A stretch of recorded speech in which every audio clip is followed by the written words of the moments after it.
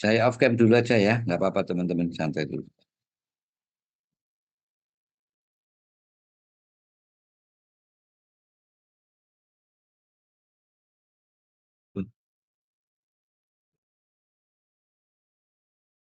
Sebentar, sebentar.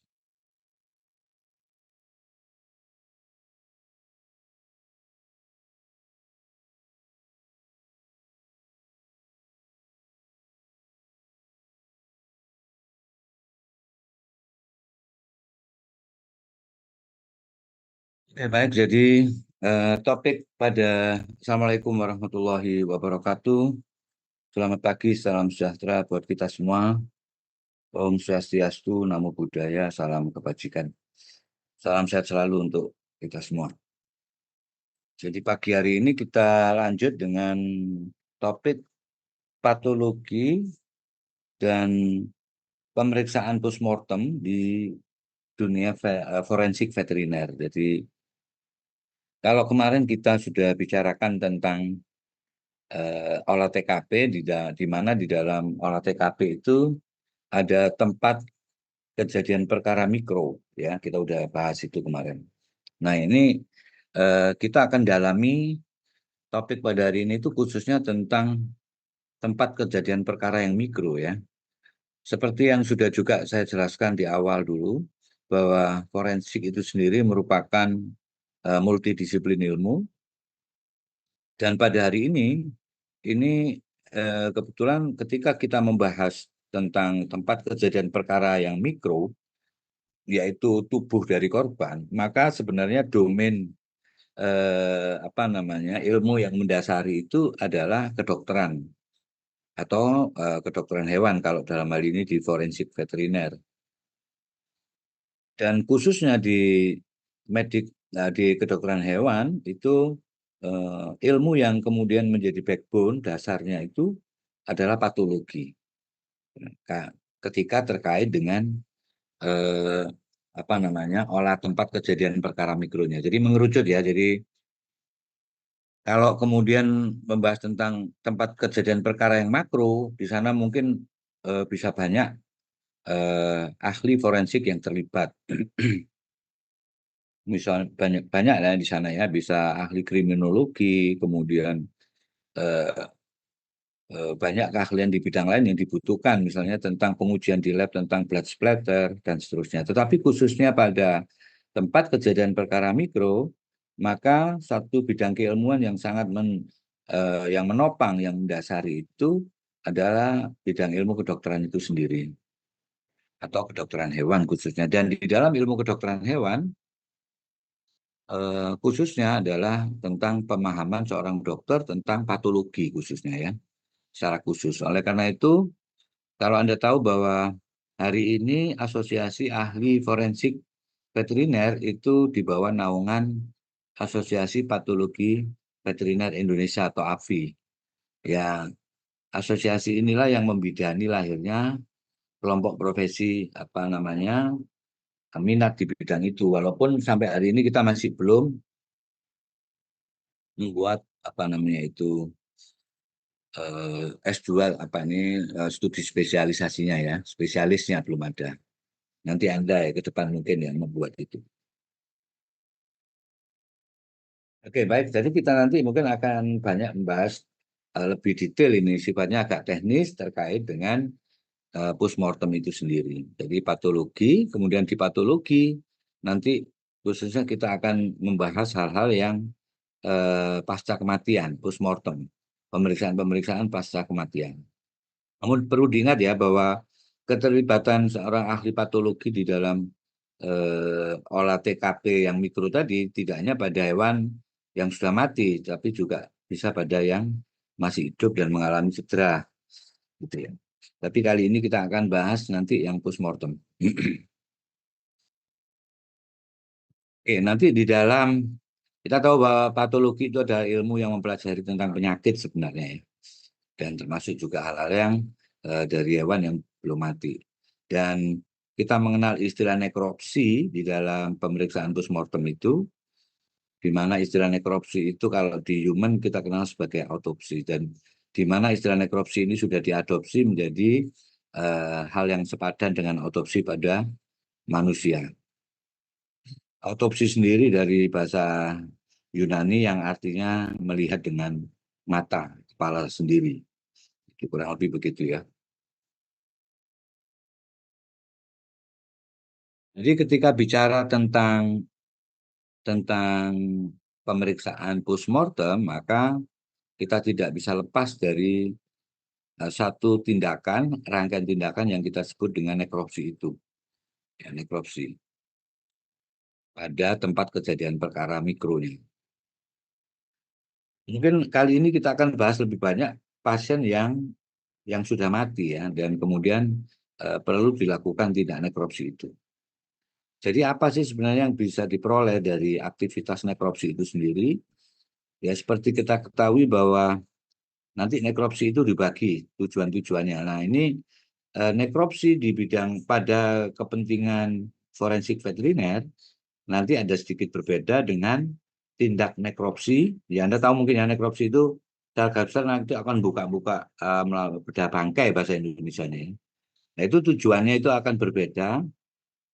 Ketika nekropsi postmortem nekropsi itu dilakukan untuk kepentingan forensik. Nanti ada sedikit perbedaannya.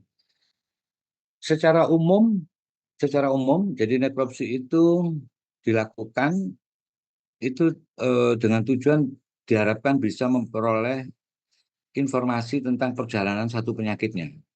Jadi hal-hal yang mendasarinya. Jadi kan di dalam nekropsi nanti kita tahu ya tujuan nekropsi itu kita akan menemukan berbagai jejak-jejak lesi yang kita kenal sebagai lesi, di mana lesi itu merupakan representasi dari adanya kerusakan pada suatu jaringan atau organ.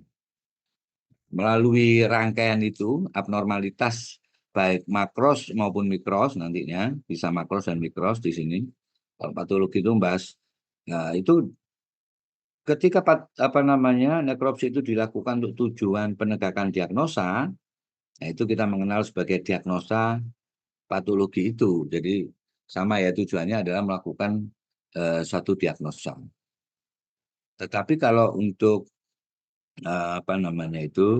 kepentingan forensik nanti tidak hanya berhenti pada peristiwa diagnosa suatu penyakit, mungkin itu sama basicnya akan tetap sama, tetapi di dalam kepentingan keforensikan memahami urutan lesi kejadiannya dan seterusnya, kita juga harus yang kalau kausa tadi sudah ya, kausa penyebabnya kematiannya ini kita peroleh dari tadi itu pengamatan, di mana yang akan lebih dalam dari itu kita harus tahu bagaimana kematian itu terjadi. Jadi melalui rangkaian itu kita diharapkan tahu selanjutnya bagaimana pasien ini atau klien ini mati gitu ya. Selain itu nekropsi, jadi intinya nekropsi itu menjadi hal penting untuk mengetahui hal-hal yang menyebabkan lesi-lesi itu muncul. Jadi underlying abnormalities-nya itu apa. Kemudian dari situ pula nanti diharapkan diketahui penyebabnya, penyebab kematian. Nah ini nanti akan menjadi menarik lagi itu, agak sedikit beda. Setelah mengetahui penyebab, yang pertanyaan ketiga ini eh, menjadi hal yang lebih penting lagi, bagaimana kausa kematian tadi itu terjadi. Nanti ya pelan-pelan ya, biar jangan bingung ya. Nanti kita akan jelasin. Terus yang terakhir, melalui nekropsi pada dunia kedokteran diharapkan kita juga lebih memahami untuk mengetahui misalnya identitas. Misalnya beberapa hewan itu sulit ditentukan jenis kelaminnya ya. Dari morfologinya aja itu agak sulit ya, beberapa misalnya jenis burung gitu ya. Dan lain-lain yang alat kelamin sekundernya itu nggak terlihat di luar. Itu di sini dia akan lebih spesifik untuk itu, sekaligus melihat status reproduksi. Jadi status reproduksi mungkin bisa juga dilihat makros, tetapi akan lebih baik ketika dilakukan nekropsi. Misalnya hewan yang mati sedang fase bunting atau sedang menyusui dan seterusnya, ya itu bisa terlihat setelah melakukan nekropsi. Ini kira-kira harapan ketika nekropsi itu dilakukan. Nah, ini sekarang kita coba pahami. Jadi secara prinsip tekniknya itu akan sama dengan nekropsi yang ditujukan, yang bertujuan untuk mendiagnosa suatu penyakit. Tetapi nanti ada beda di sisi tujuannya. Apa di sisi ininya apa tujuannya. Caranya sama, tujuannya yang berbeda. Jadi kalau yang tadi caranya kurang lebih sama, yang satu untuk bertujuan diagnosa penyakit, kalau untuk forensik, tujuan nekropsi itu adalah untuk penegakan hukum. Jadi di situ nanti ada sedikit perbedaan akibat tujuan yang berbeda. Kita tahu ya, terdapat banyak penyebab kematian yang terjadi, ini secara umum ya, bisa karena penyakit, bisa karena penuaan, bisa karena trauma atau kekerasan, bisa juga karena keracunan, dan lain-lain. Nah ini di dalam nekropsi nanti, itu menjadi kewenangan kita, dokter hewan. Kewenangan dokter hewan untuk mengetahui penyebab itu. Nah ini pembagiannya kurang lebih seperti ini ya. Nah nanti kita yang kedua, cara kematiannya. Jadi gini, misalnya suatu saat kita menemukan hewan mati gitu ya. Setelah melakukan rangkaian nekropsi, kita tahu bahwa, oh ini matinya akibat kekurangan oksigen ini. Terlihat dari gambaran jaringan secara umum. Terjadi apa namanya itu, gambaran apa namanya itu, warna kulit yang kemudian pucat, permukaan mukosa hampir seluruh tubuhnya juga pucat gitu ya. Ini juga tergantung ini ya, kalau melihat itu kapan waktu nekropsi itu dilakukan. Tapi intinya gini kurang lebih, setelah dilakukan pemeriksaan oleh dokter, maka penyebab kematian itu adalah kerusakan di otak yang diakibatkan oleh hipoksia, misalnya begitu ya. Nah, peristiwa hipoksia itu, peristiwanya bisa beragam ini. Ini tadi akibat aspeksia yang luas, gangguan pernapasan itu bisa beragam. Jadi misalnya tercekik gitu ya, atau tenggelam, itu nanti akan terlihat pada tubuh korban. Kemudian intoksikasi CO mungkin, atau mungkin ada trombosis, emboli, atau karena kemudian ada plak ateroma di karotis komunis. Nah ini penyebab kematian, intinya penyebab kematian dan peristiwa di mana kematian itu terjadi itu diungkap oleh dokter. Ini menjadi kewenangan dokter. Diungkap oleh kewenangan dokter yang dengan cara apa? Dengan cara nekropsi tadi, melalui pengamatan terhadap keseluruhan lesi-lesi yang muncul. Keseluruhan lesi-lesi yang muncul. Sehingga dokter bisa menyimpulkan ini hipoksia nih. Misalnya gitu ya. Kemudian kenapa dok hipoksianya misalnya? Oh ini ada hambatan aliran udara di trake. Gitu ya. Kemudian dokter juga menyebutkan ketahuan di situ ada fraktur di trakeanya misalnya. Kemudian terjadi kuntusio dan hematom pada sekitar leher. Kemudian ada bukti juga imprint gambaran seperti tali misalnya gitu ya, atau kabel. Jadi ada gambaran yang khas, begitu ada tekanan pada dengan diameter benda yang menekan itu kecil misalnya tarian kabel misalnya gitu ya. Dan itulah mengakibatkan rupturnya trakea atau kolapsnya trakea, dan kolaps trakea itu mengakibatkan gangguan oksigenasi, terjadilah hipoksia sistemik yang ditandai dengan kepucatan pada seluruh organ dan nekrotik di otak misalnya gitu ya. Bisa jadi nanti gini, ketika sudah ditemukan ada ruptur trake, ada ini, tapi kemudian pada pemeriksaan yang lain ternyata di otak itu rusaknya bukan karena hipoksia, itu juga bisa gitu. Jadi artinya bisa aja ini matinya diracun tapi kemudian pura-pura dicekik dengan ada modus-modus operandi yang lain dengan tujuan mengaburkan pemeriksaan. Nah ini hal-hal yang nanti dokter itu harus bisa mengungkap itu. Jadi intinya gini, penyebab kematiannya adalah hipoksia. Cara hipoksianya itu misalnya akibat ruptur trachea, dan di peristiwa itu ruptur trachea itu disertai dengan gambaran contusio atau ada semacam perdarahan di bawah kulit yang berpola, yaitu melingkar misalnya, dan seterusnya.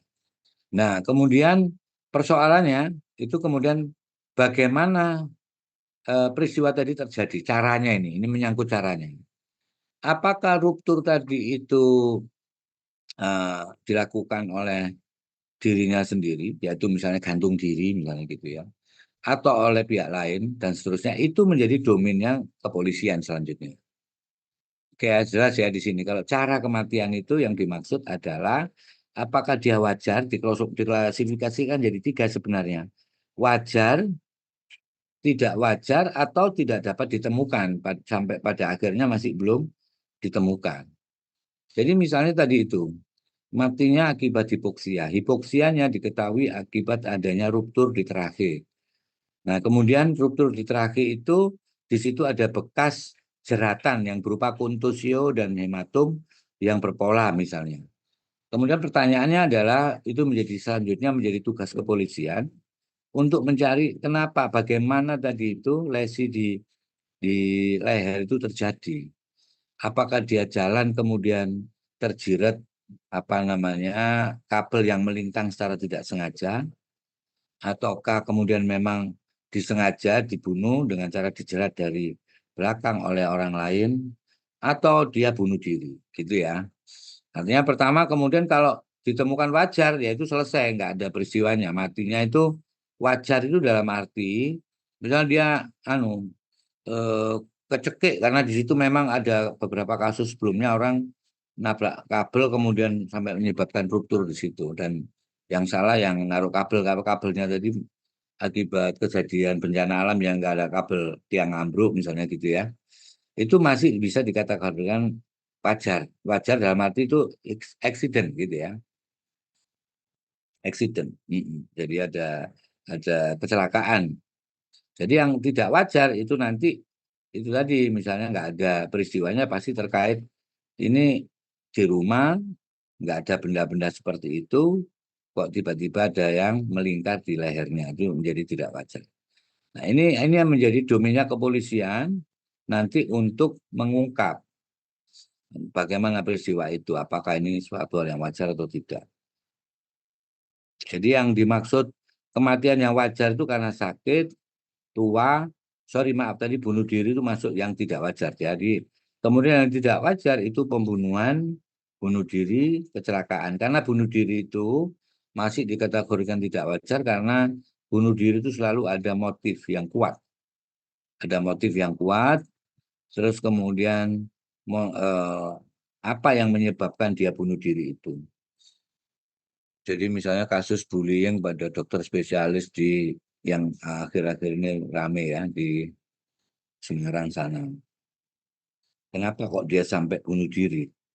Nah, bunuh dirinya memang kemudian nggak ada pihak lain yang nanti akan tertuduh secara langsung, tetapi mengapa seseorang itu kemudian harus bunuh diri, gitu ya. Tapi kalau di dunia hewan ini yang agak sulit, agak sulit. Ada istilah bunuh diri pada eh, terdamparnya pilot whale secara berkelompok, itu bahasa yang dikeluarkan oleh pers itu terjadi ini bunuh diri massal gitu ya, istilahnya itu kurang tepat ya. Sebenarnya kebanyakan karena dia kehilangan apa namanya radar, kehilangan kemampuan untuk apa ini yang apa istilahnya sinyal dia akan bergerak. Paus itu seperti juga kelelawar, dia mengeluarkan suara dengan panjang gelombang tertentu kemudian dipantulkan dan ditangkap oleh sensornya. Itu kehilangan dia itu echolocation-nya. Jadi dia kehilangan kemampuan mendetek itu sehingga dia tersesat biasanya. Atau kemudian kecelakaan juga masuk ini. Jadi yang utama tidak wajar itu pembunuhan, bunuh diri, kemudian kecelakaan. Kecelakaan juga tetap dianggap tidak wajar. apakah ada kelalaian atau kemudian ada faktor yang menyebabkan kecelakaan itu terjadi.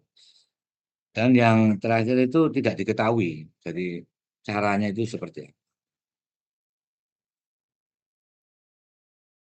Tapi yang kemudian yang hal terpenting sebelum cara ini diketahui, maka pihak kepolisian akan membutuhkan pernyataan secara clear, jelas, ya. Jadi sini ya, sebentar ya. Di dalam proses pemeriksaan yang menjadi kewenangan dokter itu, nantinya dokter itu akan mengeluarkan hasil pemeriksaannya, hasil pemeriksaan tempat kejadian perkara mikro itu secara detail, yang itu disebut visum et repertum. Jadi kira-kira kalau hal yang sama dilakukan pada hewan untuk tujuan diagnosa penegakan penyebab kematian saja, yaitu kita kenal sebagai diagnosis patologinya. Ya, diagnosa patologi itu akhirnya apa dok yang terjadi pada hewan saya kok sampai mati? Anda juga melakukan hal yang sama tadi, tapi di sini kalau untuk tujuan diagnosa Anda akan hanya merujuk pada itu tadi. Oh, penyebab kematiannya ini. Nah, di situ sama. Waktu visum et repertum itu nanti harus menjelaskan. Jadi yang menyebabkan kematian itu adalah hipoksia. Di mana hipoksia ini dicurigai karena tenggelam. Ini tenggelam, benar-benar tenggelam. Ini kalau misalnya tenggelam ya. Oh benar dok, iya ini memang dia tenggelam. Caranya itu nanti dalam pemeriksaan akan bisa dibedakan. Dia dibunuh dulu, kemudian dibuang ke air, atau dia memang tenggelam dulu, kemudian ditemukan mati. Atau sebaliknya karena tenggelam ada survivalnya dia untuk bertahan waktu proses apa namanya menjelang ajal itu, kemudian dia bergerak-gerak ketak yang kemudian menjadi dia terbentur, kemudian ada luka robek, itu bisa dibedakan. Jadi oh ini luka-luka di kepala ini memang struggle dia, waktu dia struggle pengen apa keluar dari air dia kebentur ini. Tetapi yang jelas dia memang mati karena tenggelam. Itu bisa dibedakan itu. Jadi dengan yang mati dulu, di atas sudah mati dibuang ke air. Misalnya gitu ya.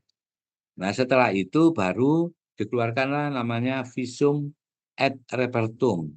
Nah berdasarkan visum et repertum inilah kemudian pihak kepolisian mencoba mencocokkan semua hasil temuan dari ahli kita ini dokternya di sini untuk mencoba mencocokkan dengan apa yang ditemukan di tempat kejadian perkara, kemudian apa yang juga ditemukan tanda-tanda awal dari terduga pelaku pembunuhan itu, apa yang dilakukan. Misalnya termasuk pada saat jam ini terduga itu berada di mana, match nggak dengan waktu kematiannya misalnya.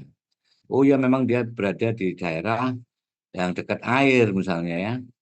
Pada saat itu dia ada di sungai misalnya, dari apa GPS yang dimiliki oleh pelaku, polisi melacak bahwa jam sekian Anda memang berada di sekitar sungai, ya, itu misalnya, dan Anda buang ini, ya itu kira-kira itu semua harus terkait.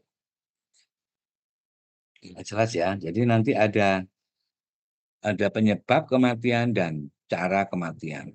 Jadi visum et repertum itu di situ. Jadi kematian itu bisa wajar, tidak wajar, dan belum ditentukan.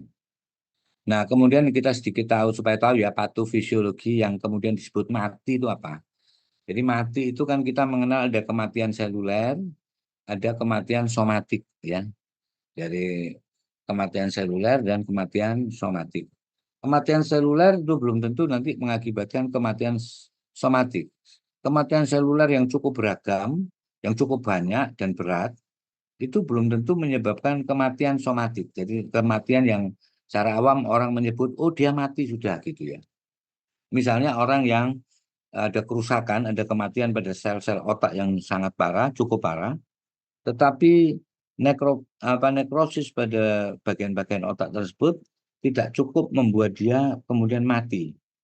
Ya, jadi itu yang disebut sebagai koma misalnya gitu ya. Ya koma tapi belum mati gitu misalnya.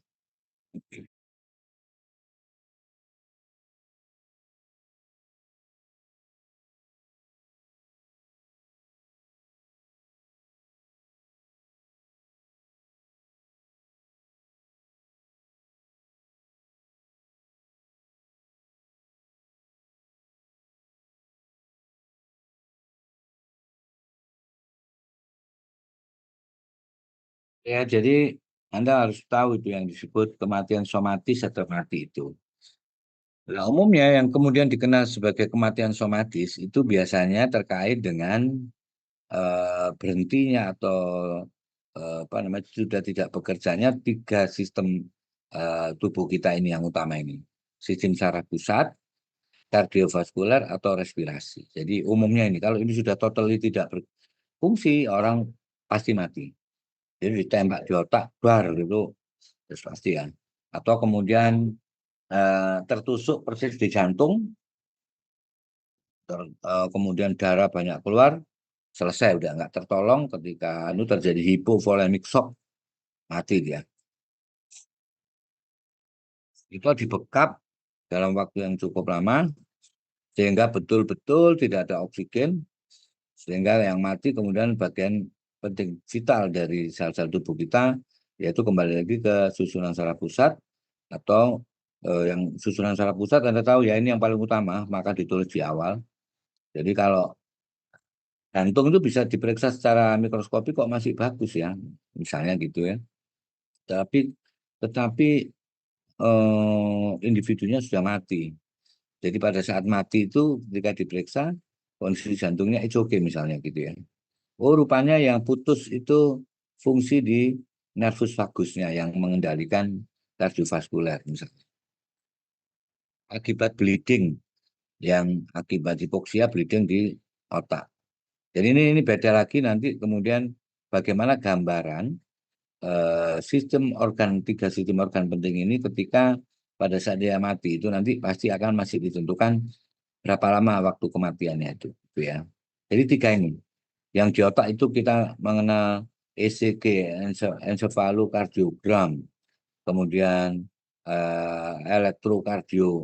kardiogram apa graf ya, elektrokardiograf, encephalokardiogram misalnya gitu. Itu kan ada alat-alat itu kan dok. Kemudian dia berhenti gitu, itu dianggap kemudian mati. Jadi yang dimaksud somatis. Oke ya. Ya, nanti kita sekarang menginjak pada tindak nekropsinya itu sendiri ya. Jadi nekropsi yang dalam rangka melakukan pengujian postmortem, di mana dari postmortem itu diharapkan ditemukan lesi-lesi dan dari situ kemudian bisa direkonstruksi penyebab kematian dan bagaimana kematian itu terjadi, sehingga tindakan nekropsi itu menjadi hal yang pertama di dalam pemeriksaan postmortem. Oke ya. Nah, untuk dunia kita nekropsi itu mungkin sedikit agak beda ya. Kemarin kita udah bahas sedikit dengan nekropsi yang terjadi pada human. Jadi intinya lebih kompleks, lebih kompleks. Ya, nanti kita bahas karena tindak nekropsi pada hewan itu relatif lebih kompleks terkait misalnya dari kemarin ya kita udah bahas dari spesiesnya, dari lokasinya. Maka nanti ada beberapa metode yang telah banyak dipakai sebagai rujukan untuk melakukan tindakan itu, apa namanya, walaupun basic-basicnya kurang lebih sama dengan yang di human, namun sedikit lebih kompleks, bahkan mungkin lebih ya kalau hewan ini. Ya, contohnya kenapa lebih kompleks itu karena terkait dengan hewannya tadi ya, hewannya. Jadi kita harus tahu persis ini kalau ini sperm whale, apalagi paus biru kayak apa itu kesulitannya itu ya. Apakah nunggu diangkat ya, nanti mungkin terlanjur membusuk dan seterusnya. Jadi tindakan-tindakan itu akan menyesuaikan. Kemudian terkait dengan bahwa ada prinsip bahwa setiap hewan itu ada pemiliknya. Itu oleh karena itu ada aturan-aturan yang harus dipenuhi. eh, Tidak boleh asal langsung nekropsi begitu ya prinsipnya ya. Nggak boleh tuh. Karena ada prinsip every animals have an owner itu menjadi penting. Contoh ya, kita mengenal berbagai jenis hewan itu. Kalau hewan itu terkait dengan wild atau exotic animal, ya apapun Anda nemu nggak boleh terus serta-merta Anda nekropsi itu, yaitu ada pelanggaran nanti. Anda harus tahu dulu, oh ini hewan liar ini. Maka pada proses itu harus ada izin dari Balai Konservasi Sumber Daya Alam yang bagian dari kehutanan.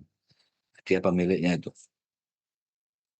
Anda mau melakukan penelitian virus pada kelelawar goa misalnya gitu ya, nggak boleh.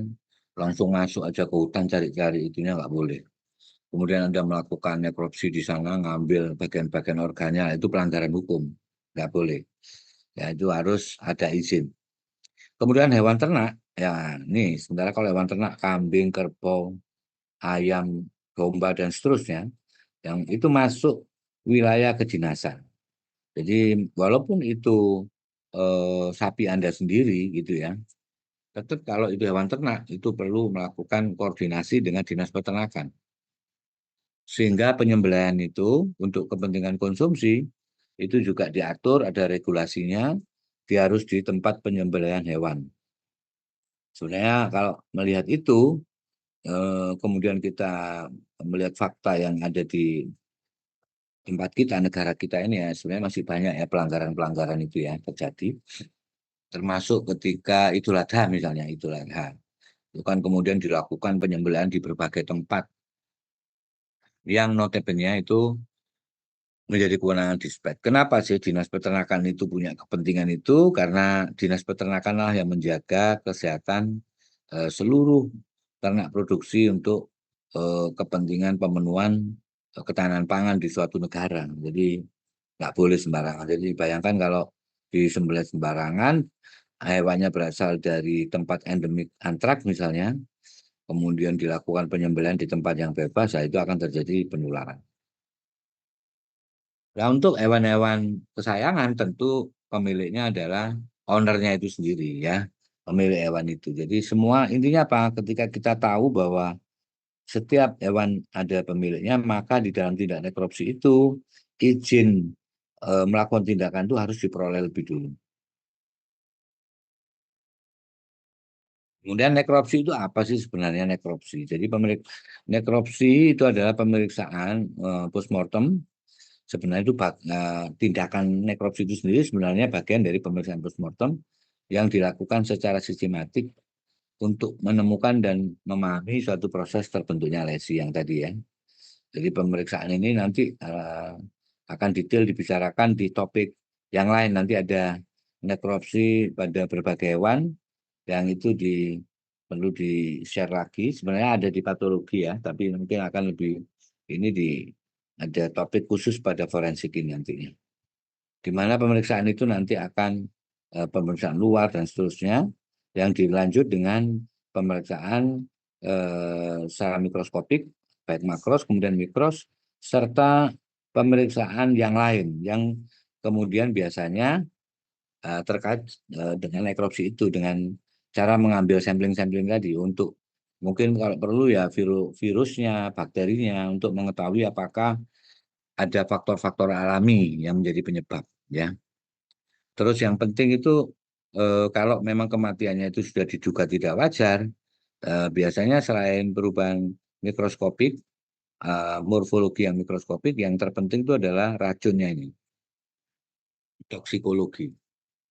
Maka ada toksikologi forensik, nanti ada beberapa hal yang kuliah terkait dengan ini, Anda supaya tahu terkait dengan racun A dari dampaknya apa, postmortemnya, serta bagaimana ketika kita mengambil samplingnya, jadi tindakan-tindakan pengukurannya nanti. Oke, ya, udah. Jadi nekropsi beragam, ada nekropsi berdasarkan areanya general, apa ini parsial atau general. Jadi kayak kasusnya Mirna itu hanya dilakukan oleh parsial nekropsi, jadi dia hanya dibuka terus mengambil isi lambung gitu ya. Dan ini yang menjadi kelemahan dalam proses pembuktian sebenarnya. Karena ternyata metabolit dari satu racun itu kalau itu diduga karena racun, harusnya general nekropsi dan pengambilan samplingnya juga secara general. Kemudian nekropsi berdasarkan kepentingannya untuk pendidikan yang seperti Anda lakukan waktu kuliah patologi dan praktikum apa namanya nekropsi untuk hewan-hewan yang Anda telah lakukan selama ini. Kemudian untuk klinis yaitu penegakan diagnosa dan untuk kepentingan forensik, nah ini yang kita sudah bahas tadi. Ini perbedaannya ya berdasarkan kepentingannya. Itu adalah di mana nekropsi itu dengan kata lain lesi-lesi tadi itu adalah ini bahasa yang kurang lebih sama ya, tapi kalimatnya berbeda. Jadi adalah mengumpulkan barang bukti untuk kepentingan penegakan hukum. Oh ini anu ya, lepas-lepas ini jadi satu ya. Sorry, yang untuk forensik itu di mana nekropsi itu dilakukan dengan tujuan atau kepentingannya adalah mengumpulkan lesi-lesi tadi yang disebut di sini sebagai barang bukti untuk kepentingan penegakan hukum. Ya, seperti ini.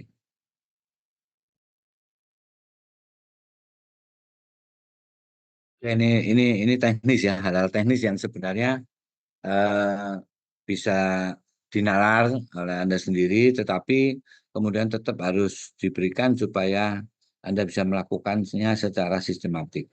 Jadi apa yang kemudian harus dilakukan sebelum melakukan nekropsi? Oke, yang pertama kita harus memiliki izin untuk melakukan itu tadi. Oke ya, jadi hampir tidak ada posisi seorang dokter hewan itu bebas melakukan nekropsi, ya semua selalu ada izin ya izin. Jadi kalau untuk pratikum misalnya itu harus ada komisi etik itu sebenarnya ya izinnya, walaupun kita enggak. Jadi komisi etik karena untuk kepentingan itu.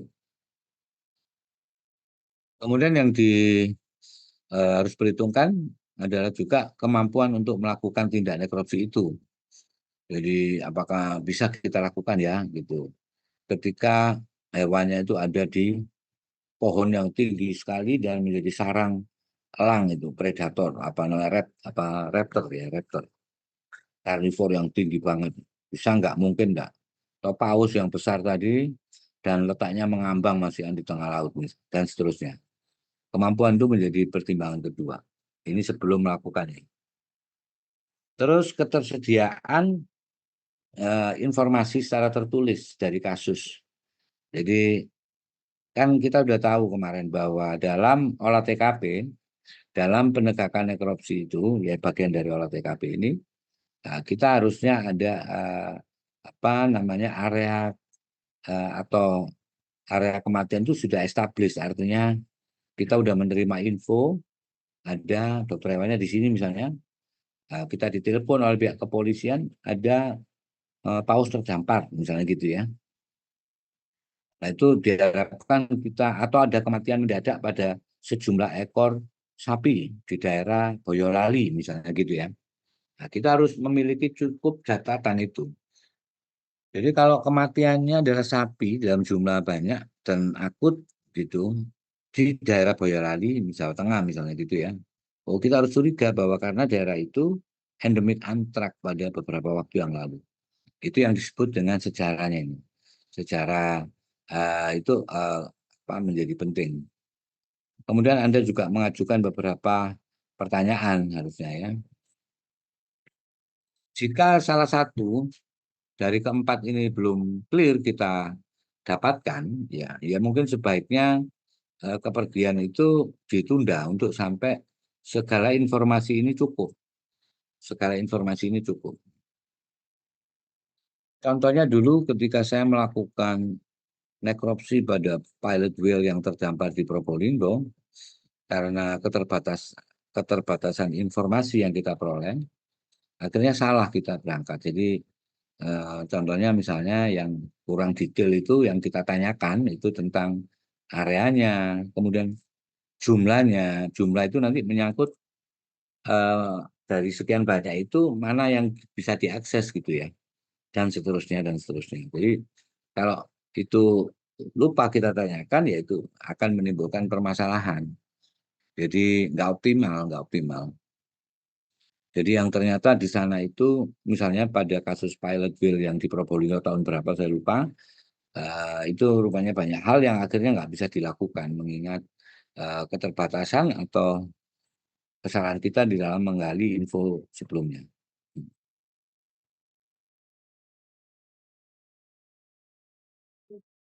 Nah ini sekarang ketika sudah melakukan, ini sudah disetujui semua, kita sudah clear, nah, kemudian kita mau berangkat ini ya. Ya, kita mau berangkat dan itu yang perlu dipersiapkan adalah atau kalau hewan itu misalnya diangkat itu bisa ditempatkan di fasilitas yang memadai. Di situ ada alat-alat yang bisa digunakan, serta keselamatan dan kesehatan dari pelakunya. Diyakini apa ya, dipastikan kita ada cukup orang di sana, jadi dokter hewan ini perlu ditunjang oleh banyak orang dengan berbagai keahlian. Terus alat pencatatan dipastikan sudah komplit, lengkap. Terus bahan-bahan untuk mengambil sampel yang dikirim ke laboratorium, baik untuk virus, bakteri, maupun jaringannya itu sudah siap. Kemudian juga harus diperkirakan bagaimana kemudian menahan, menyimpan bahan-bahan tersebut untuk tidak berubah. Jadi sudah clear and clean facilities. Kemudian selanjutnya penerimaan hasil laporan. Ini tahapan-tahapan ya, tahapan-tahapan nekropsi itu secara keseluruhan, postmortem istilahnya, pemeriksaan postmortem. Kemudian menyiapkan laporannya, kemudian menyimpan, ini yang terakhir, menyimpan, ini laporan sudah dibuat, termasuk analisis bla bla bla bla bla, yang ujungnya sudah tahu bahwa di sini kemudian disimpan semua. Setelah menghasilkan laporan, laporannya apa? Itu tadi berupa visum et repertum. Itu bahasanya nanti beda ya, agak sedikit beda. Jadi bahasa medik yang diterjemahkan dalam bahasa hukum. Jadi ada kata-kata dokter hewan bisa nggak familiar itu. Jadi pertanyaannya seperti kata kalimat-kalimatnya sangat mendasar dan tidak boleh bias, tidak bias.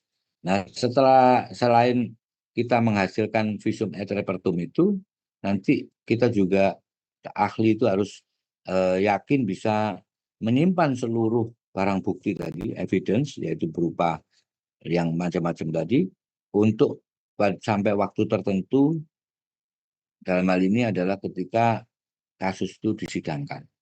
Jadi ini nggak boleh berubah ya, maka di situ ada banyak kegiatan juga.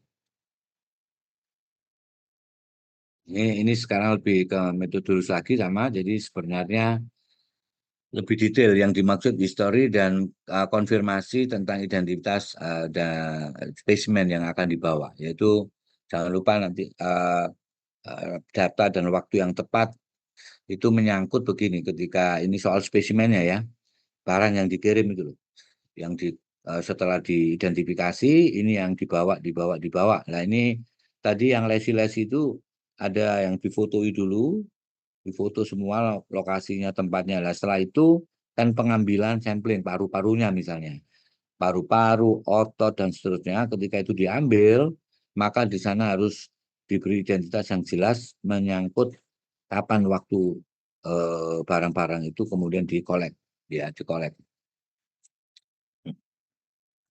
Maka di dalam catatan itu nanti menyangkut waktu kematiannya dan seterusnya, karena itu akan menentukan seluruh perubahannya. Terus juga ada perlu dilakukan konfirmasi tentang terkait dengan hewannya, berapa jumlah yang terlibat, hewan yang mati itu. Ini penting. Apakah dalam kelompok besar gitu ya. Pilot whale tapi matinya cuma 1 ekor gitu ya. Itu nanti hal yang beda. Ada ditemukan burung migran liar mati tapi 1-2 itu dan seterusnya. Kemudian dietnya kayak apa itu setelah diperiksa ya. Kemudian serta orang-orang yang terlibat di dalamnya. Dipastikan semua terdokumentasi oleh fotografi yang benar. Kemudian tentang persiapan ruangan itu, ini juga harus disiapkan betul dan harus diyakini karena nanti jangan sampai kontaminan yang sebenarnya itu harusnya bukan menjadi penyebab. Nah, intinya teknisi harus betul termasuk didukung oleh ruangan yang pas kalau itu dilakukan di itu. Kemudian yang penting lagi di dalam melakukan tindak nekropsi, dalam melakukan pengujian postmortem itu, seorang ahli harus yakin betul dia memiliki support system yang pertama terdiri atas technician. Jadi orang-orang yang membantu secara teknis itu harus yakin ada, ini menyangkut physically yang harus dilakukan. FK UNER telah bekerja sama dengan badan apa ini kebencanaan itu BNPB itu khususnya BPBD ya. Dengan BPBD kita punya MOU, kemudian eh, dengan apa namanya itu satu dirjen dari Perikanan Kelautan kita juga punya MOU untuk dan membuat grup gitu ya, membuat grup itu semua terkait dengan kepentingan kita mendapatkan practical help yaitu untuk ahli-ahlinya. Jadi Jawa Timur itu sudah support, misalnya suatu hari ada eh, paus yang terdampar itu kemudian kita saling bekerja sama di bawah gubernur untuk dapat support, misalnya mendatangkan eskavatornya, mendatangkan trailer yang besar untuk membuang jasad atau menguburkan jasad. Nah, ini technical support. Dan juga dari rekanan-rekanan yang kepentingannya untuk collaboration, bukan collaboration. Yaitu collaboration itu seperti second opinion. Jadi ahli itu kalau bisa tidak satu, tapi bisa banyak di sana ya. Dalam rangka collaboration itu untuk second opinion bisa patolognya nggak hanya satu, tapi beberapa. Kemudian juga ditunjang oleh keahlian yang lain itu masuk practical health ini. Kalau yang ini khusus apa namanya ahli yang sama bidang yang sama. Patolog jadi ada second first opinion jadi apa namanya oleh pengamat ke satu, kedua dan bisa saja ketiga, paling banyak tiga. Jadi kalau saya bilang ini kongres ya, sementara yang kedua, oh bukan, ini bercak darah yang nempel ini. Yang ketiga ternyata juga bilang, ini bukan kongestif, ini coba lo ya gitu ya. Ternyata hilang warnanya setelah dibasuh dengan air misalnya. Itu yang penting kita harus punya itu. Dan selalu mengingatkan pada seluruh tim bahwa tindak nekropsi pada forensik itu merupakan kasus hukum. Yaitu ini maksudnya itu berbeda dengan penegakan diagnosa biasa. Beda dengan nekropsi untuk kepentingan itu. Jadi ini perlu diingatkan terus terkait nanti seluruh tim yang terlibat itu paham betul bagaimana ketika dia berada di tempat kejadian perkara yang kemarin kita udah bicarakan. Nggak boleh sampai merubah atau bahkan menghilangkan barang bukti. Kurang lebih begitu ya. Jadi ada asisten itu harus dapat yang pas. Kemudian untuk misalnya practical help itu nanti kita harus mempertimbangkan itu beberapa hal yang di mana dalam bantuan teknis itu hal-hal yang mendasari itu misalnya jenis spesies hewan yang mati yang tadi sudah. Itu kalau gede ya kita harus bagaimana dan seterusnya. Tentunya kalau yang mati ini di sini badak misalnya membutuhkan bantuan orang yang mungkin tidak sebanyak kalau itu rattlesnake ya kurang lebih begitu dipermudah. Kemudian juga jumlahnya, walaupun hewannya kecil, misalnya pada tahun ketika outbreak flu burung dulu, tiba-tiba ditemukan serangkaian burung migran itu yang jatuh dari langit seperti hujan gitu ya. Karena ternyata dia kejadiannya mati secara akut, subakut perjalanan penyakitnya itu.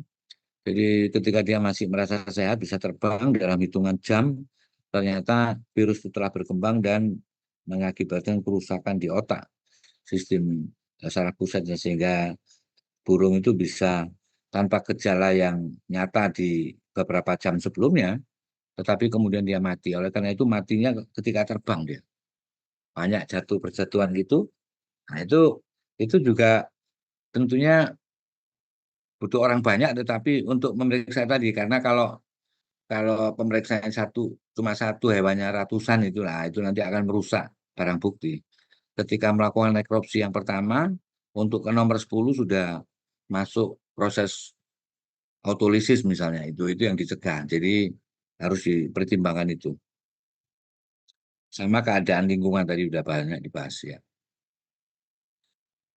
Kemudian juga harus sudah dipertimbangkan metode di dalam postmortem itu tentang hal-hal berikut, misalnya tentang identifikasi hewannya, spesies, umur, dan seterusnya. Ini harus kita yakin tahu. sebelum kita kalau kita nggak paham, ini perlu disiapkan ahlinya. Jadi paus misalnya itu jenisnya banyak sekali dan ada sedikit banyak paus yang agak kecil itu kemudian mirip dengan lumba-lumba dan banyak spesies hewan yang lain yang kita nggak tahu, maka perlu didatangkan ahlinya. Ya ini nggak harus dokter hewan ini ya, memahami misalnya dari berbagai jenis kera itu banyak sekali. Nah, Anda juga perlu itu, termasuk untuk menentukan jenis kelamin. Jadi beberapa keahlian itu bisa tahu eh, ular jantan dan betina hanya dari morfologinya, morfnya istilahnya ya, dengan itu ya, atau dengan alat sexing yang sudah ada. Lakukan penimbangan, pengukuran, termasuk nanti harus cukup orang yang terlibat dalam rangka mengambil sampel itu terkait dengan keahlian yang berbeda pula ya di sini ya. Jadi kita melibatkan parasitolog, bakteriologi, virolog itu biasa kita ajak supaya tidak terjadi kekeliruan dan pas pengambilan sampel yang dibutuhkan.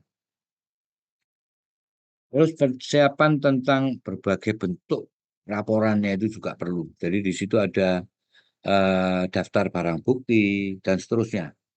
Ini banyak sekali worksheet ini, lembar-lembar kerja yang harus disiapkan. Yang ini berbeda tadi.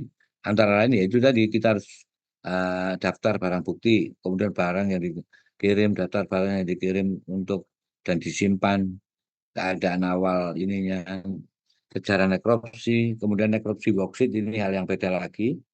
Kemudian checklist untuk patologinya. Nanti ada preliminary veterinary statement dan final veterinary statement. Ini tidak lain adalah dalam forensik adalah visum et repertum. Nah, nanti untuk berbagai macam teknik nekropsi itu nanti akan dibahas di topik yang lain. Nah, nanti kita sekarang ini masuk perubahan postmortem yang penting selain lesi-lesi tadi, itu ada beberapa perubahan postmortem yang nanti eh, sangat terkait dan ini menjadi hal yang sangat penting ya. Selain menemukan lesi-lesi tadi ya, beragam lesi-lesi, kemudian dari beragam lesi itu kita bisa memperkirakan penyebabnya, kemudian dari situ kita menemukan eh, cara matinya dan seterusnya. Setelah itu postmortem, pengujian postmortem itu yang tidak kalah pentingnya adalah dari peristiwa postmortem kita bisa mengestimasi waktu kematian. Ini salah satu pentingnya melakukan nekropsi dan eh, pemeriksaan postmortem.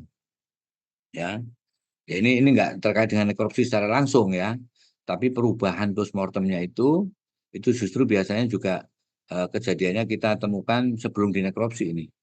Jadi apa saja perubahan postmortem yang bisa digunakan untuk mengestimasi waktu kematian. Anda tahu ya, waktu kematian itu adalah hal yang sangat krusial di dalam penyelidikan. Jadi kapan matinya? Jadi misalnya ada jasad ditemukan, bangkai ditemukan, tugas kita justru yang paling awal itu antara lain sebelum tindak nekropsi itu kita harus bisa menentukan ini. Oh ini mati 6 jam yang lalu, ini mati 10 jam yang lalu, ini sudah 24 jam dan seterusnya. Kenapa penting? Karena itu nanti akan terkait dengan terduga ya, terduga pada saat itu di mana. Kurang lebih begitu. Atau kemudian biasanya kalau modus operandi pembunuhan itu nanti dia nyuruh orang tapi otak utamanya itu pergi misalnya sehingga dia menghilangkan alibi itu bisa. Tapi kita tetap akan bisa temukan kalau itu pakai pembunuh yang orang yang dibayar itu tetap harus ketahuan yaitu melalui estimasi ini. Jadi kapan peristiwa itu terjadi itu menjadi penting. Oke, nanti di dalam postmortem yang bisa digunakan sebagai mengestimasi waktu kematian itu adanya livor mortis, rigor, algor, dan dekomposisi. Ya, kita bahas itu. Nah, livor mortis itu apa? Livor mortis itu mengendapnya darah pada suatu bagian tubuh setelah mati, setelah darah itu nggak dipompa oleh jantung, darah itu akan diam stuck, kemudian bertahap dia mengendap.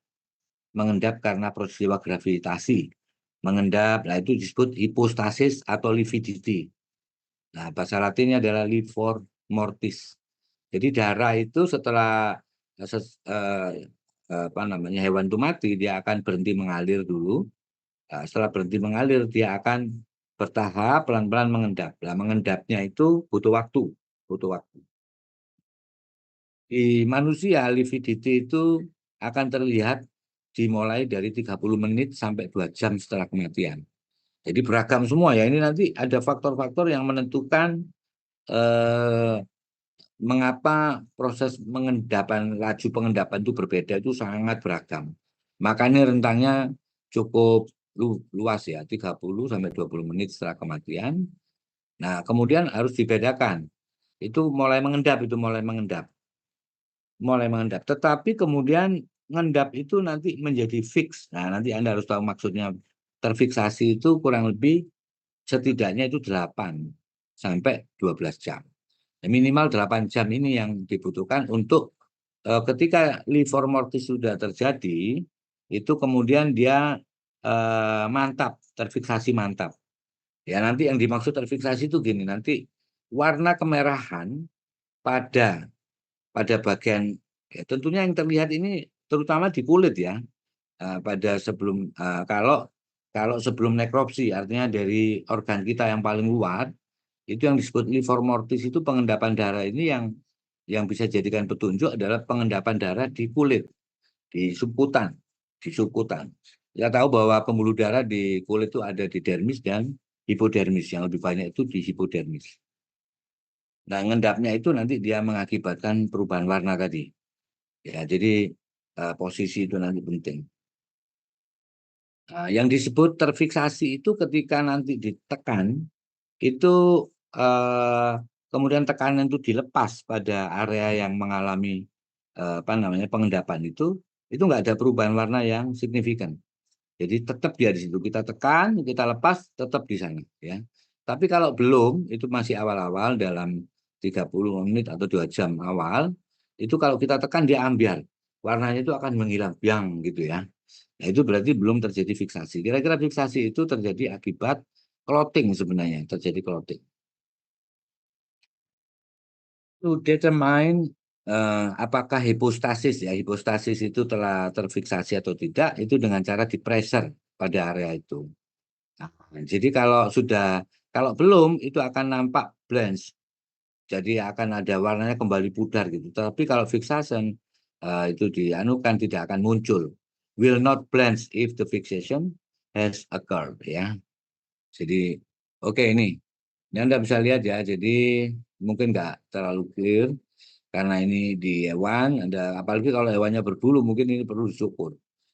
Kita tahu bahwa hewan ini mati pada posisi ventralnya di posisi ventral. Dan ini dibalik gitu, dibalik untuk menunjukkan jadi posisi dorsalnya itu ya di posisi dorsal normal ini. Jadi ini hanya untuk Anda lihat bahwa ini sudah mati dan terjadi warna kemerahan akibat livor mortis di area ventral, di area ventral. Nah, nanti nggak rata itu kecepatannya bisa, oh ini sudah merah tetapi yang di dada ini masih belum misalnya gitu ya. Nah ini pada manusia juga demikian. Setelah ini sebenarnya posisinya ini dia telah mati pada posisi dorsal di bawah.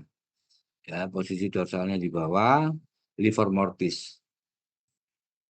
Jadi darah itu akan mengendap pada posisi dia mati, menjadi terfiksasi pada posisi 8 sampai 10 jam tadi. Ya. Jadi kalau dia belum terfiksasi, artinya belum 8 jam, maka ketika dilakukan pergerakan, dipindahkan posisinya, itu warna merahnya masih bisa akan muncul di tempat yang baru. Tahu ya maksudnya ya?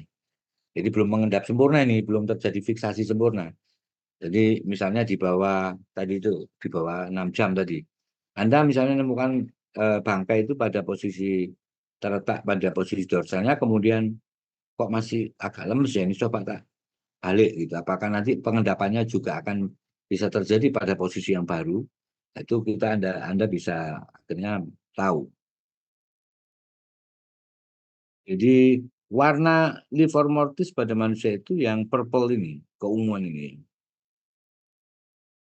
Terus kemudian yang merah di sekitarnya itu juga ini baru. Nanti kalau yang sudah fix livor mortis itu menjadi keunguan seperti ini. Tapi kemudian ada di sekitarnya dia ada warna merah dan kemudian warna merah pada kasus lividity. Nah, itu bisa diketahui kalau dia kemudian tidak bisa menjadi condong ke purple, warna merah yang muncul itu bisa akibat dingin, keracunan cyanida atau monoxide. Nah, di sini kasus yang ini karena di area apa namanya itu eh, kotak penyimpanan pendingin. Ini orang ini dikeluarkan dari kotak penyimpanan, kemudian kita tahu ini yang sudah pasti membeku, apa yang lividity sempurna, tapi yang ini mungkin karena belum sempurna terjadi pembekuan, kemudian darah dimasukkan. Jadi ada warna halu ini, warna halu. Kemudian yang di sini mungkin ada kompresi yang menyebabkan apa namanya itu bidangnya nggak sama sehingga dia kedorong ke tempat yang lain. Jadi ini lebih tinggi tentunya dan ini lebih rendah. Ya. Yang kedua adalah rigor mortis atau kaku mayat. Anda tahu ya, kita sudah pernah bicarakan itu di kuliah patologi. Jadi rigor mortis itu adalah kaku mayat. Mengapa mayat itu kemudian menjadi kaku sekian waktu setelah kematian, jadi tidak saat kematian, ya. Kita tahu bahwa rigor mortis itu terjadi akibat kontraksi otot. Dan kontraksi otot itu terjadi ketika tubuh sudah tidak memperoleh oksigen yang cukup, serta kalau orang yang mati itu sudah tidak bisa menghasilkan ATP. Anda tahu ya bahwa otot itu rupanya dalam keadaan tubuh kita kekurangan oksigen dan tidak ada ATP lagi, misalnya akibat mati atau akibat kalau masih hidup orangnya itu ya, akibat daerah yang harusnya dapat vaskularisasi itu terjadi trombosis sehingga nggak ada darah di sana. Kita tahu ya bahwa untuk ketika otot itu kekurangan oksigen, maka selanjutnya adalah dia kehilangan kemampuan untuk menghasilkan ATP. Itu ya. Jadi kalau nggak ada oksigen, otot itu tidak bisa menghasilkan ATP. Padahal ATP itu dibutuhkan untuk melepaskan cross bridge. Cross bridge itu ikatan antara aktin dan miosin di dalam otot kita. Dan keadaan normal, aktin dan miosin itu selalu berikatan, membentuk cross bridge, ikatan yang saling masuk, interdigitasi. Dan dalam keadaan normal pula, setiap saat, setiap detik tubuh kita itu selalu berupaya melepas itu sehingga otot kita itu terjadi relaksasi. Anda tahu ya, otot kita ini kan lemes ini. Dalam keadaan normal ini lemes. Itu yang disebut kaku itu misalnya Anda mengalami kram. Atau hewan mengalami hipokalsemi, kemudian terjadi kekakuan pada kakinya. Nah, itu semua namanya itu pada kondisi yang mengalami kontraksi. Atau kita sengaja melakukan gerakan mengangkat. Nah, itu kontraksi lagi yang kuat. Jadi kita ini sebenarnya dalam keadaan kontraksi dan justru adanya ATP dan nanti ada satu lagi yaitu kalsium. Itu dua syarat yang dibutuhkan oleh tubuh kita setiap saat setiap detik untuk melepaskan ikatan tadi. Nah, dengan meninggalnya seseorang, ATP sudah tidak bisa dibentuk lagi. Biasanya kalau nggak ada oksigen, ATP itu masih bisa dibentuk dengan cara anaerob. Nah, itu biasanya pada manusia setelah mati maka ada waktu kurang lebih 2 sampai 4 jam. Itu mulai rigor mortis mulai muncul. Dan itu bertahap.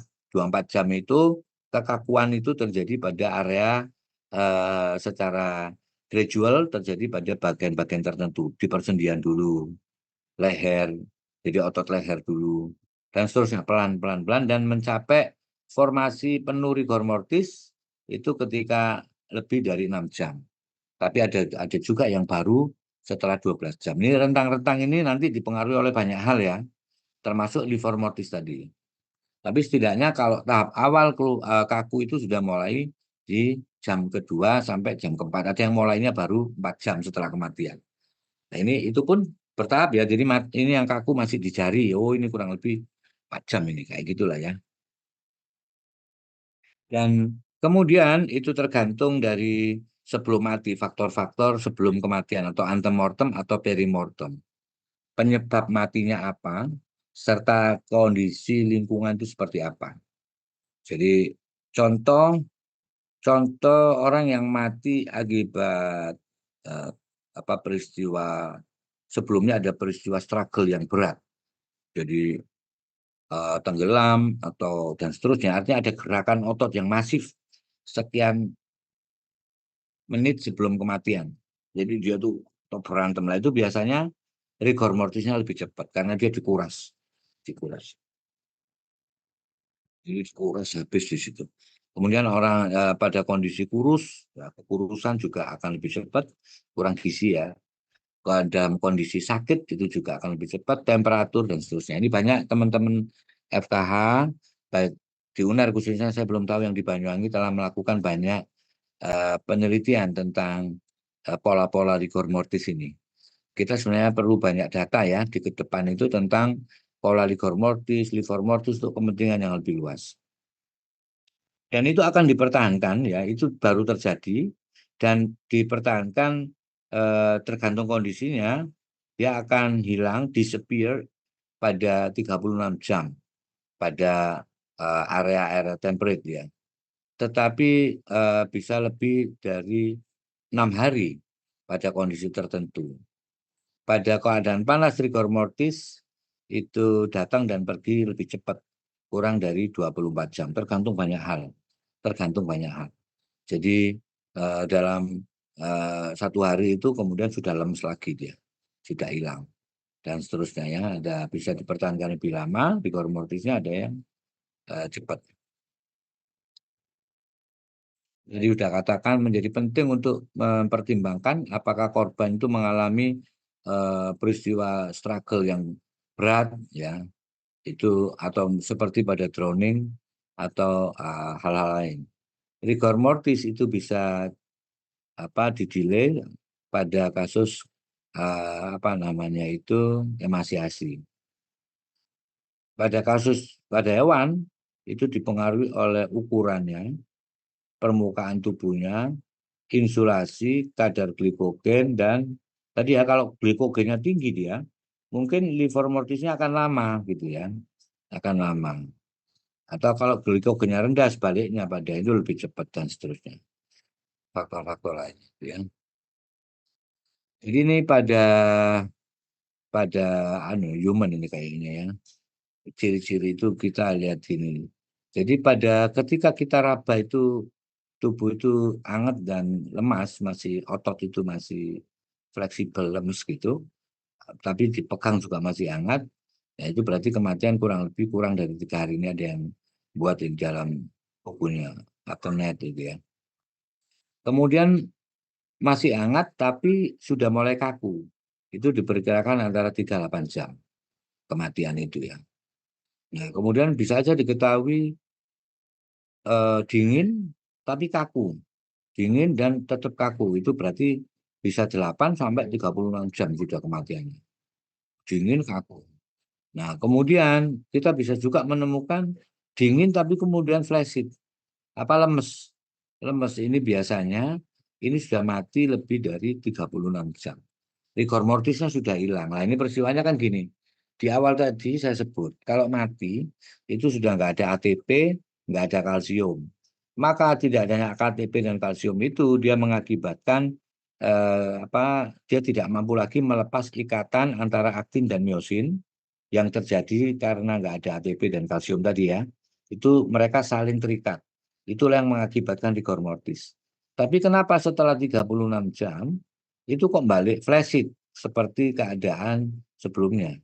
Nah, apa yang Anda tahu ya? Kira-kira kenapa ya? Nah, itu terjadi karena protein tadi, aktin miosin itu protein. Nah, protein itu sudah hancur pada kurang lebih 36 jam pasca kematian. Kalau protein itu hancur, ya sudah lemes lagi. Jadi yang ikat tadi kan tali-tali, anggapan tali itu akhirnya talinya udah pada putus ini setelah 36 jam. Jadi proteinnya mengalami aglutinasi atau pembusukan, maserasi, mukoid menjadi mukoid, senyawa menjadi cair, sudah akhirnya lemes lagi. Tetapi setelah 36 jam nanti bedanya dengan dingin yang masih kaku itu kurang lebih ya misalnya 8 jam itu di sini sudah mulai pembusukan biasanya ya. Sudah masuk tahap pembusukan. Ini ada contoh nih, ditemukan suatu mayat dalam kondisi seperti ini. Dalam kondisi seperti ini gitu ya. Dalam kondisi seperti ini kemudian oh kok bisa ya? Apakah betul posisi mayat waktu mati itu seperti ini?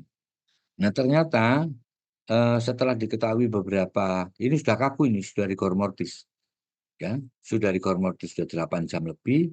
Kemudian lah ini di sini sudah kok di sini ada livor mortis ini, ada livor mortis. Sebagian ada, sebagian tidak. Tapi livor mortis terjadi pada beberapa ini. Dari posisi ini kita bisa menduga bahwa mayat ini sebenarnya telah dipindahkan pada waktu tertentu. Jadi livor mortis yang sini karena banyak tulang dan sedikit pembuluh darah mungkin lebih lambat, sini lebih cepat. Jadi kurang lebih posisi sebelumnya itu nggak seperti ini. Karena ini yang nggak umum ini. Ini di sini ada livor mortis yang sudah terfiksasi. Tadi berapa jam tadi? Oke, 8 jam kurang lebih ya. Dan seterusnya. Ini sudah rigor mortis. Kalau ini terfiksasi tapi kok begini, kok bisa ya? Rupanya ini matinya seperti ini sebelumnya gitu ya. Matinya seperti ini dan ini sudah terjadi lebih dari 8 jam. Sudah rigor mortis ada misalnya posisi ini kemudian dipindahkan oleh keluarganya atau orang yang menemukan pertama kali, kita juga harus tahu itu. Ini sebenarnya nggak begini nih posisi awal gitu ya. Itu dari mana? Dari perubahan tadi dengan livor mortisnya dan rigor mortisnya dan semuanya kita bisa hitung. Ternyata posisi awalnya begini dan ini memang kemudian diposisikan. Ini sudah terjadi rigor mortis, livor mortis ya, jadi lebih dari 2 jam. Yang ketiga adalah algor. Algor mortis ini adalah menurunnya suhu tubuh setelah kematian. Jadi kita tahu bahwa makanan yang kita makan sehari-hari itu 75% akan dirubah menjadi panas tubuh. Panas tubuh dan tentunya panas tubuh itu akan hilang secara gradual dengan berjalannya waktu ya. Jadi waktu sejak kematian dalam jam itu kemudian berapa derajat penurunan suhu itu diketahui waktu kematian tadi berdasarkan suhu tubuh itu bisa dilihat dengan rumus ini. Suhu normal dalam Fahrenheit dikurangi suhu rektal dibagi 1,5. Jadi itu nanti akan ketemu apa namanya kapan dia mati. Kurang lebih begitu ya. Jadi suhu normal saat itu kayak apa? Kemudian rektal, ini rektal sama tubuh yang dibedain kemudian bagi 1,5.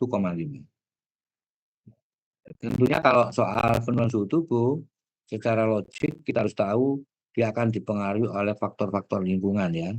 Bagaimana keadaannya. Misalnya mati di air sama di darat itu pasti akan beda ini ya. Yang di daratan itu nanti tempatnya tertutup atau terbuka. Terbuka nanti ada angin apa tidak dan seterusnya banyak sekali faktor.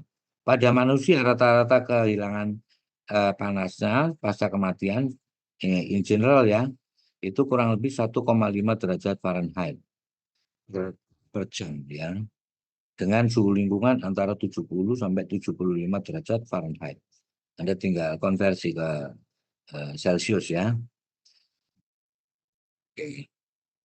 Ini kemudian tahap selanjutnya itu adalah setelah melewati fase lebih dari sehari, tadi 36 jam ya, 24 sampai 36 jam, ketika kita sudah tidak bisa melihat secara detail, nanti kalau kematian terus berlanjut, ada peristiwa pembusukan. Nah, pembusukan itu nanti misalnya livor mortis itu sudah sulit dikenali karena akan terjadi kerusakan, ada pembusukan, ada livor mortis, bukan livor mortis, ada pengendapan, ada perubahan warna yang kemudian organ tubuh itu nampak akan sama semua. Akibat peristiwa reaksi antara darah dengan oksigen dari luar terjadi oksidasi apa namanya kita tahu darah mengandung banyak unsur besi ya di sana nanti itu akan berubah warna dan seterusnya. Nah dekomposisi adalah nanti ada dua jenis kita sebenarnya ini kurang lebih sama ya tapi ada istilah putrifikasi dan autolisis. Jadi bedanya tapi sedikit ada perbedaannya ya. Kalau putrification atau pembusukan itu terjadi akibat aktivitas bakterial yang lebih dominan, sedangkan autolisis, jadi nanti jaringan itu akan rusak akibat peristiwa enzimatik, akibat pecahnya sel. Jadi sel itu ketika dia sudah nekrotik, dia akan pecah, dia akan mengeluarkan berbagai enzim, yaitu yang disebut lisosim yang ada di dalam sel. Lisosim itu yang keluar, itu akan mencerna karena dia sifatnya proteolitik, dia akan menghancurkan sel di sebelahnya. Dan terus seperti itu ya, mati, semakin banyak yang mati, proses itu semakin luas terjadi. Di mana suhu panas itu akan mempercepat autolisis. Dan dingin tentunya kita tahu kalau kita menyimpan barang di di lemari es, di freezer, tujuannya adalah untuk mengawetkan. Antara lain untuk salah satunya adalah menurunkan suhu secara ekstrim. Suhu yang ekstrim turun itu nanti daging apa yang kita simpan itu lebih awet ya, karena dia akan mengalami itu. Bahkan kalau beku itu bisa benar-benar menghentikan proses proses apa enzimatik itu ya, seperti mamut yang gajah purba yang ditemukan di daerah kutub itu kita masih bisa menemukan bagian-bagiannya ya, bagian organik ototnya masih terlihat walaupun sudah relatif terlihat. Intinya pembekuan itu bahkan bisa menghentikan secara signifikan panas dan pengerusakan oleh proses peristiwa enzimatik. Kemudian pada posisi keadaan suhu lingkungan di mana enzim-enzim itu bekerja normal, maka pada bagian tubuh kita yang rusak lebih cepat karena peristiwa autolisis itu adalah liver dan pankreas. Kita tahu bahwa liver dan pankreas itu dalam keadaan normal dia fungsinya menghasilkan berbagai macam enzim untuk pencernaan. Banyak sekali. Jadi enzim-enzim yang dihasilkan pencernaan itu adalah enzim-enzim yang memang untuk mencerna makanan, protein, karbohidrat, ya termasuk protein. Maka ketika terjadi proses itu, liver dan pankreas itu hancur duluan. Peristiwa pembusukan ini beragam, ini rentangnya cukup jauh ya. Bisa dimulai dari 6 atau bahkan 36 jam. Ini rentang yang sangat jauh ini ya, jadi sangat berarti artinya faktor yang menentukan sangat banyak. Wajar ini ya, Anda harus tahu. Ini tergantung dari kondisi ya, hewan dan lingkungan. Misalnya yang 6 jam kok sudah busuk ya, jasad ini misalnya gitu ya. Itu bisa terjadi pada hewan yang sebelum mati dia sakit. Ada banyak penyakit di dalamnya, ada banyak bakteri dan seterusnya. Jadi ini pembusukan. Dan kalau pembusukan, tadi kan autolisis ya, ini pembusukan itu melibatkan bakteri, ada peristiwa fermentasi dan akan terjadilah proses tadi itu. Jadi setelah kematian, bakteri itu yang dari paling banyak bakteri dalam tubuh kita itu adalah di dalam GI tract, ya, di GI tract kita. Terutama lebih banyak lagi di kolon. Kolon itu isinya bakteri semua. Jadi pasca kematian, kemudian bakteri ini bisa kemudian menyebar ke seluruh tubuh kita. Dari bagian kolon akibat ada tekanan gas dan akibat kemampuan dia bergerak sendiri ada. Pada temperatur yang panas, itu peristiwa pembusukan bisa dipercepat ya, dan mencapai itu dalam 24 jam, ya, pembusukan sempurna. Dan peristiwa pembusukan itu atau dekomposisi itu eh, biasanya terjadi asimetris, bisa yang lebih cepat. Ada peristiwa pembusukan nanti di kulit di manusia itu akan berubah. Jadi yang terlihat di permukaan kulit itu sudah tidak lagi tadi itu akibat livor mortis, tetapi kita akan melihat warna kehijauan yang akan nampak di permukaan kulit dengan bau tentunya ya. Bau. Kenapa warna hijau itu dari mana gitu ya? Perkembangan tadi itu warna hijau itu tumbuh secara bertahap. Yang nampak pertama itu nanti di daerah leher, kepala, kemudian pundak, ya. Itu sebenarnya karena formasi gas yang terbentuk. Itu kan dia bergerak ke sana, Dan juga akibat gas yang terbentuk pada peristiwa fermentasi setelah kematian di GI tract itu juga mengakibatkan bloat. Nah, bloat itu mengakibatkan bloating, itu lambung menjadi besar dan menekan ke arah atas di wajah, ya, di wajah dan seterusnya, juga di subkutan secara keseluruhan. Gas itu akan merembes kemana-mana.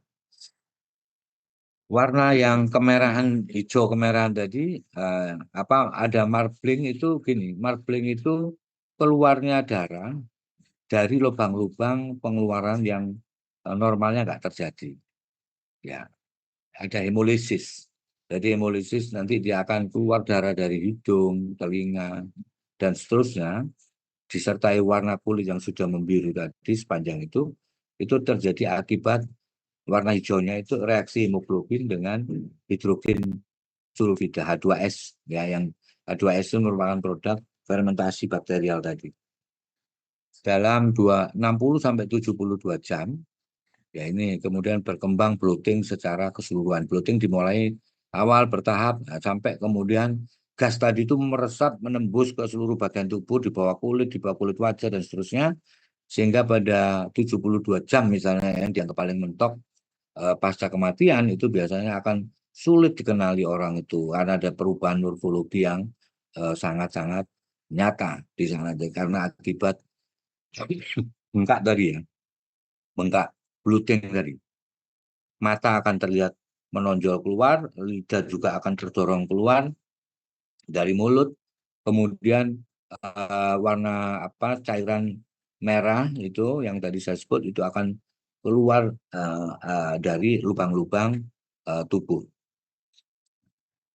Jadi di awal dekomposisi sebelum bloating itu warna kehijauan ini akan muncul di kulit dan ini mengaburkan dengan warna rigor mortisnya udah kebanyakan akan ketutup dengan warna kehijauan ini.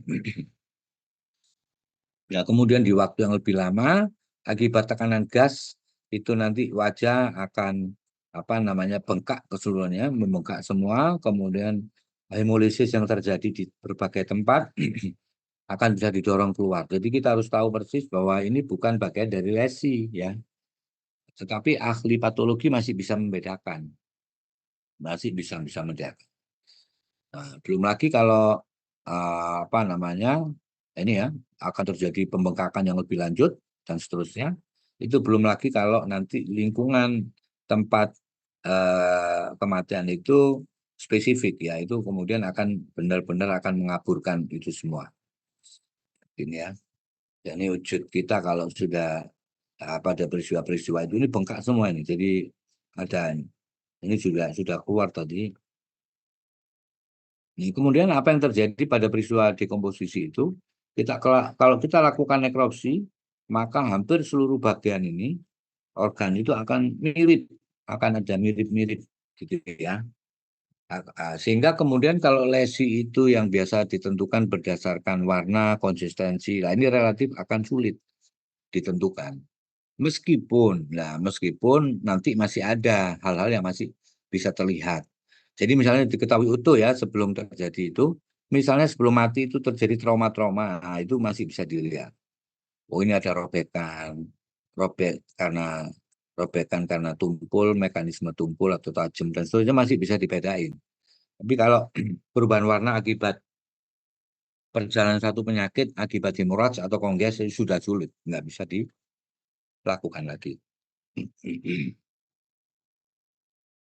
Oke, baik. Jadi setelah lewat dari 72 jam misalnya, ternyata perkiraan waktu itu masih bisa nanti dilakukan. Jadi kalau dari perubahan postmortem mungkin kita mentok pada 72 jam itu.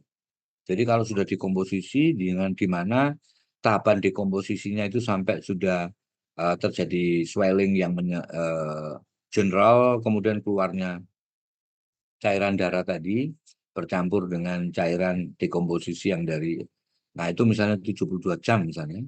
Nah selanjutnya biasanya pada peristiwa kematian yang normal di alam itu bisa akan terjadi peristiwa selanjutnya yang bisa dipakai sebagai estimasi waktu kematian. Yaitu dengan melihat koloni parasit. Dari postmortem interval nanti selanjutnya ini dijelaskan oleh Dr. Agus Sunarso di waktu yang berbeda tentang perubahan atau mungkin yang lain ya, Ahmad, mungkin dokter Maya mungkin ya, kalau di Vikia ini. Nah ini nanti akan dijelaskan adanya perubahan postmortem yang setelah 72 jam pos kematian, yang nanti waktu kematiannya masih bisa diperkirakan, yaitu dengan cara melihat perkembangan parasit, khususnya dari jenis serangga lalat ya khususnya, yaitu dari jenis lalatnya, jenis pupanya, dan seterusnya. Itu nanti bisa tetap dipakai. Ya, nanti itu kita ada. Ya baik, itu terima kasih.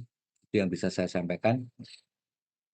Tadi ya, postmortem itu merupakan kelanjutan dari bagian dari olah TKP, khususnya olah TKP yang mikro, tempat kejadian perkara mikro, dan postmortem examination atau pemeriksaan postmortem itu benar-benar merupakan domainnya seorang dokter atau dokter hewan, ya dia yang punya ilmunya, dan itu biasanya di dalam kasus forensik dia masih digabung dengan fakta-fakta lain, baik itu sebelum kematian, sudah kematian, atau kemudian hasil olah tempat kejadian perkara makronya. Itu semua masih dikait-kaitkan. Ini ketika kita bicara tentang pengungkapan kasus ya. Jadi meskipun sudah clear pada upaya pemeriksaan tempat kejadian perkara mikro ini diketahui mati karena A, B, C, D, masih ada pekerjaan lain yang dilakukan oleh penyidik dalam hal ini tadi itu. Mengkaitkan semua barang bukti itu dengan yang disangkakan, serta mengkaitkan semua bukti itu dengan tempat kejadian perkara. Itu semua harus terangkai dalam triad forensik, di mana nantinya eh, apa namanya itu yang dikenal dengan sebagai crime science investigation, ya, di mana pada akhirnya tuntutan atau apa namanya punishment atau yang dijatuhkan kepada pelaku atau itu sudah benar-benar berdasarkan kajian yang ilmiah dan diupayakan tidak atau sama sekali tidak meragukan. Jadi bukan berdasarkan keterangan saksi saja, keterangan saksi masih diperhitungkan, apalagi dari pengakuan tersangka itu hal-hal yang dihindari, walaupun kesaksian itu masih bisa dipakai sebagai alat bukti. Kita tahu ya sekali lagi ada alat bukti, ada barang bukti. Jadi kalau alat bukti itu antara lain ini tadi, semua temuan dalam postmortem examination, serta keterangan saksi, dan yang lain, surat menyurat, CCTV itu alat bukti. Tapi yang paling utama itu barangkali ini ya, yang hasil penelitian pada tempat kejadian perkara mikronya. Saya kira itu Ahmad dan teman-teman semua yang bisa saya sampaikan. Terima kasih atas perhatiannya. Ya, mohon maaf bila ada kesalahan. Oke, Ahmad. Thank you ya. Oke. Ya, itu minggu depan sudah coba dicek ya Ahmad. Dikabari, ya itu jadwalnya Dokter Maya mungkin. Oke, baik. Ya, Assalamualaikum warahmatullahi wabarakatuh. Waalaikumsalam warahmatullahi wabarakatuh. Terima kasih.